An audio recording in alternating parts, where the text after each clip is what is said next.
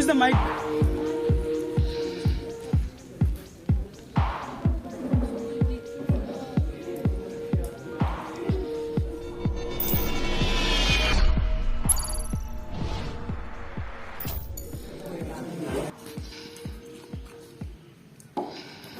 Honorable members, all rise.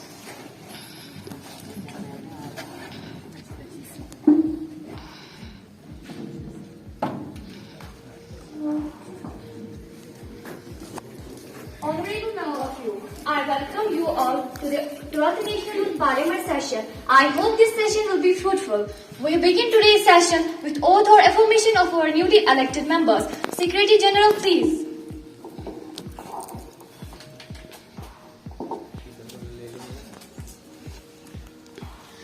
Madam Manha Shiraz, who stands elected from Srinagar, constituency of Jammu and Kashmir state, will take an oath or an affirmation. Do you want to take an oath or an affirmation? Yes, please. In which language would you like to take an oath? English. I, Manha Shiraz, having been elected as a member of lower house of the Youth Parliament, do hereby swear in the name of God that I will bear true faith and allegiance to the Constitution of India. I will uphold sovereignty and integrity of my country, and I will faithfully discharge the duties upon which I am about to.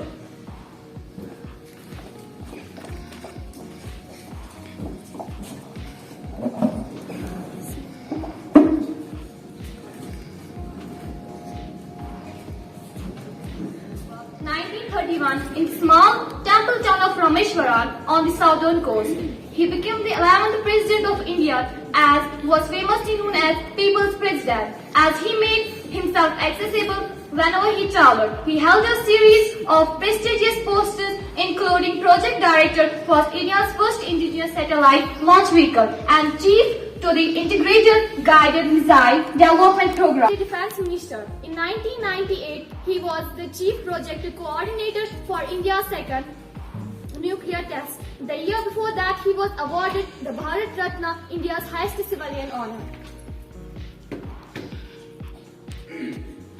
I extend myself and my party members with the sorrow that the nation is feeling on the sudden demise of our former Union President APJ Abdul Kalam, who died aged 83, was a former paper boy who became a national hero in India as the architect of the country's nuclear missile program in 2002. He was overwhelmingly elected India's 11th president, becoming the third Muslim to hold the post. His election by nearly 90% of the national and legislatures completed an astonishing journey from the son of a poor boatman from South India, whose sisters were said to have pawned her wedding jewelry to pay for his education. Abdul Kalam and his achievements are the touchbearers for the people of the country, especially the young generations of the nation. I extend my heartfelt condolences to the bereaved family. I associate myself and my party members with the loss and feel the void that the nation feels at the sad demise of Dr. APJ Abdul Kalam. He was an extraordinary scientist known as the Missile Man, who played a crucial role in India's most successful programs. After his retirement from presidentship, Dr. Kalam remained a public figure, accepting invitations from all over India to speak, particularly to students and children. Throughout his time in office, he had sought to make the presidency relevant to young people and afterwards spoke to himself as a teacher. In him, we have lost a true jewel, a true Ratna, a great countryman. I extend my condolence to the brave family. Silence for a while to express our deep sorrow.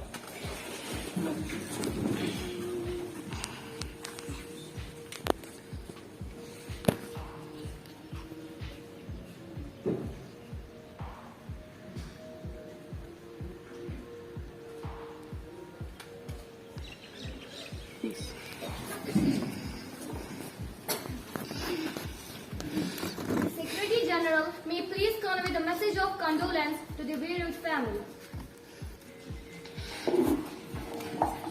Honorable Speaker, ma'am, I have pleasure in introducing to you and through you to the House my colleagues, the new Minister, Defence Minister, Kumari Urusha Iqbal,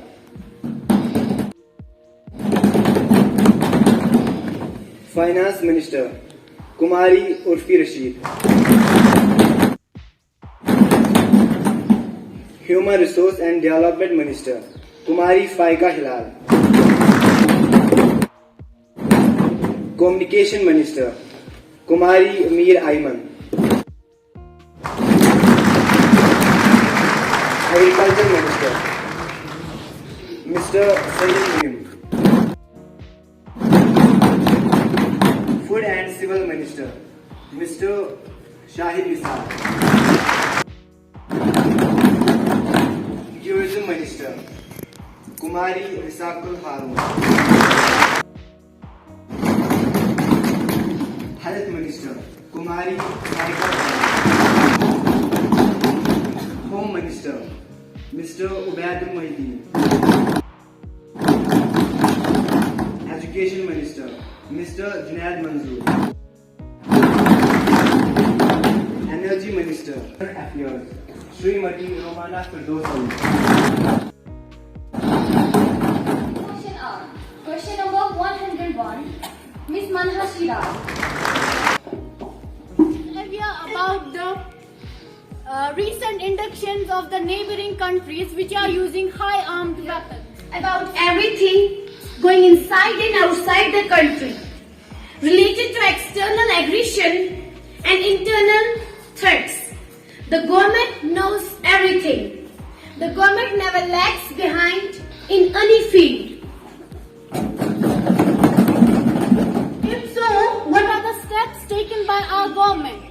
Speaker Madam, the primary mission of the Department of Defence is to ensure national unity and national security to defend the nation from aggression. So we are ready for facing anything and protect our nation. For this, the government is mandated with defense policies. It deals with organizations, defense accounts departments, canteen stores departments, coast guards, national cadet corps, border road organizations, and national defense colleges. Although the Department of Defense is making the good relations with the powerful countries like Russia to meet up the needs of weapons and high technology. Also, the country is moving forward in the field of nuclear technology. Moreover, the government is organizing programs to encourage young youth. One such program is Agnipat, launched recently. So the Department of Defense is ready and improving it forwarding day by day for protecting the country and for defending the nation. India, thank you. Honorable Speaker, ma'am, with the Honorable Prime Minister, be pleased to state, if poverty levels have fallen, then why 42 crore people of rural India are still below poverty line? Are you really giving them food? Honorable Speaker, ma'am, and respected opposition party leader, our constitution states that every individual has right to food. So the government organizes the food midday meal at schools to feed the children. We have taken action against the black marketing of supplies of food. We are trying our best for the welfare and the well-being of people. Shri Aglar Mishta. Of railway, what is the steps being taken to improve hygiene and cleanliness on the railway station? And the other members of parliament, the steps being taken to improve hygiene and the cleanness of railway stations, the installation of bio toilets in coaches, adding dustbins for the maintenance of port toilets on board housekeeping service. Pay and use toilets at the railway station. Swachhata Pakhwada cleaners drive is going on at the railway stations. And most of the stations contain large quantity of harmful bacteria.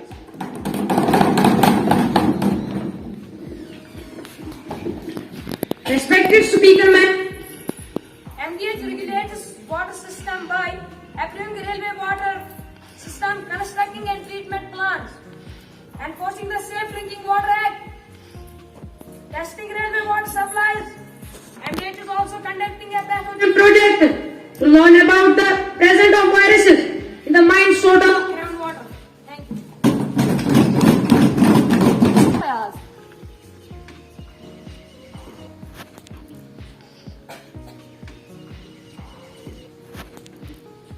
Speaker ma'am, will the Honorable Minister of Food and Civil Supply be pleased to state? Sir, I would like to know whether because of the shortage of stock in food grains, has the government supplied rice and wheat, which is not food for human consumption? Such stores have been received from certain states and complaints were made to the government. Has it been noticed by the government that such an instance has taken place, and what steps you have taken in this matter?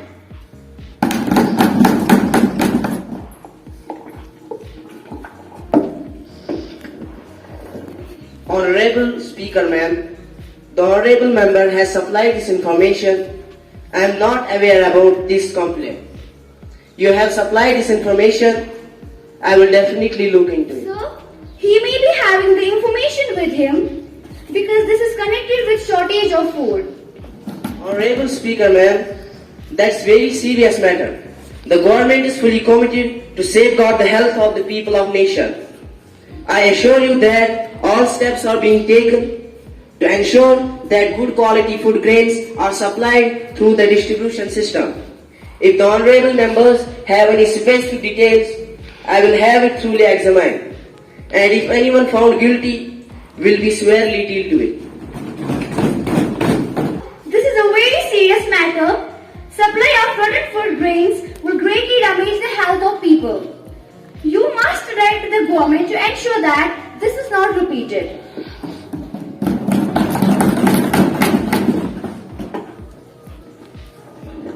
Honorable Speaker Ma'am, I ensure you that this will be not repeated.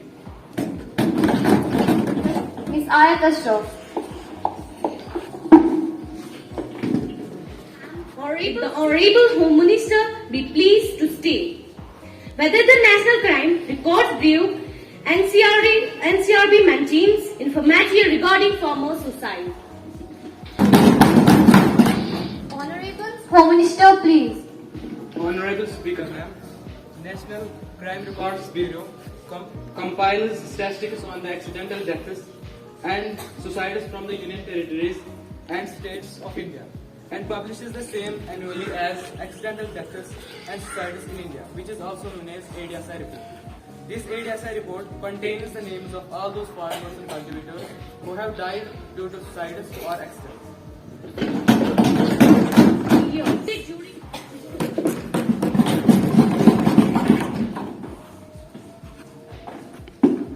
ADSI report is for the year 2022. As per ADSI reports, details of suicides by farmers and cultivators is as below.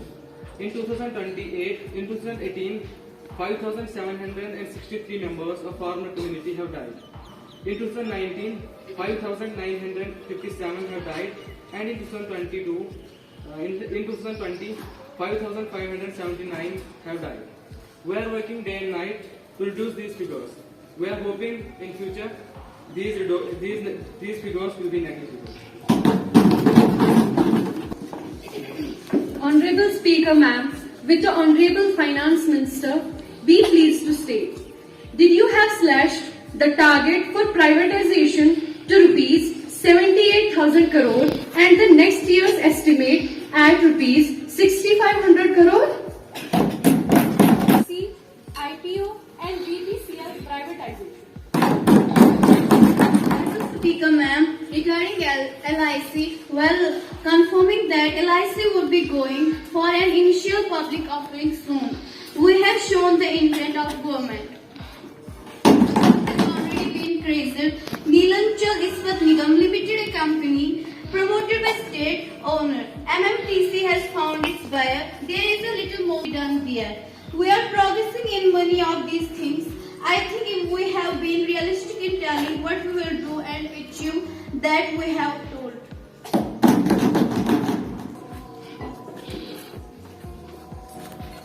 Honorable Speaker ma'am, will the Minister of Communications be pleased to state? If so, what steps government proposes to take in this regard? Honorable Communication Minister. Honorable Speaker ma'am, take the following steps in this regard. First, amendment of the Indian Telegraph Act to make unauthorized diversion of line a major offence. Second, setting up of vigilance squad to make surprise checks for detecting any misuse. Third, to import charge analyzers to detect such cases more easily. Thank you. Question number 109, Ms. Rutba Tahir. Ma'am, will be the Ministers of Tourism be pleased to state? The foreign exchange earnings from tourists during the last 3 years and the names of the 5 countries on the top from the point of view of tourist arrivals in India. Minister of Tourism.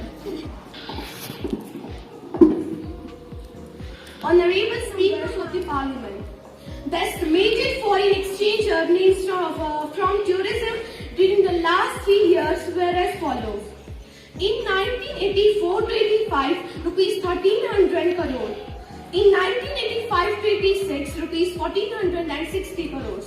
In 1986 to 87, rupees 1780 crores.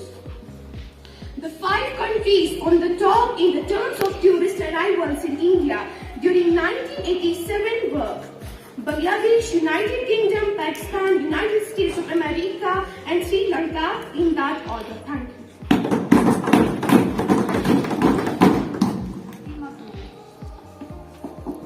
Minister of Agriculture be pleased to state availability of fertilizers to farmers in Haryana for rabi crop of this year.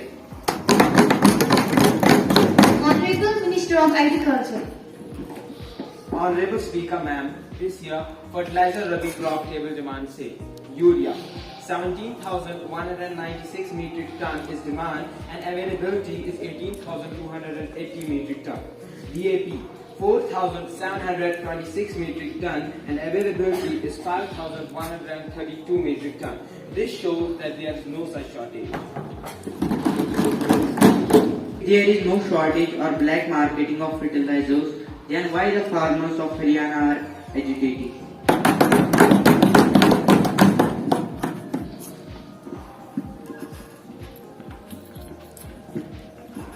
As per the order of ministry, supply of fertilizers will be done on step-by-step basis.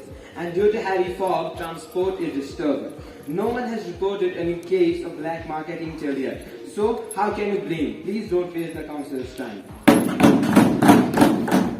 Question number 111, Shri Shahdev. Honorable Minister of Energy, be pleased to state what progress made by India in space research during the last 3 years. Honorable Minister of Energy. Speaker ma'am and other members, Indian economic progress has made the space program more visible and active, as the country aims for greater self-reliance in the space technology. In 2008, India has launched as many as 11 satellites, including 9 foreign, and went to become the first nation to launch 10 satellites in one rocket. Thank you. Video also. Honorable Speaker ma'am, with the Minister of Education, be pleased to state what kind of measures you have taken for qualitative development in education sector. Of Education, please. Honorable Speaker ma'am, we have taken a number of steps to improve quality of education from last 4 years, even during COVID-19 time. We provided safe and supporting learning methods in school. It created quality teachers, provided smart learning, and adult thinking labs to improve quality of education. Thank you. Honorable Minister of External Affairs, introduce the bill.